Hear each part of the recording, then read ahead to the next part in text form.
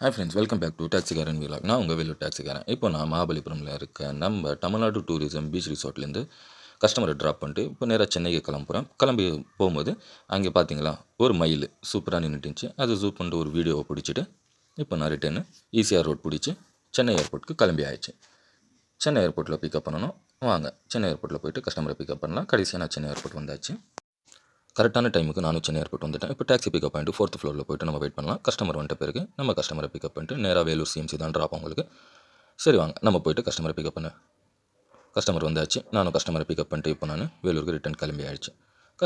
என் சேனலில் புதுசாக என்ன இருக்கீங்கன்னா மறக்காமல் சப்ஸ்கிரைப் பண்ணுங்கள். அப்படி இந்த வீடியோ என்ன பிடிச்சிருந்துச்சா லைக் அண்ட் கமெண்ட் ஷேர் பண்ணுங்கள். இப்போ நான் சுங்கசத்திரமில் இருக்கிற வெல்கம் ரெஸ்டாரண்ட்டில் போய்ட்டு ஒரு டீயை குடிச்சிட்டு ரிட்டன் வேலூர் கிளம்பிச்சு. இது பாருங்கள் மக்களே, இதுதான் நம்ம வேலூரில் இருக்க ராணிப்பேட் கேம்பஸ் சிஎம்சி ஹாஸ்பிட்டல். எவ்வளோ சூப்பராக லைட்லாம் போட்டு ரெடி பண்ணி வச்சுருக்காங்க. ஏன்னா கிறிஸ்மஸ் வரதில்ல அதனால்.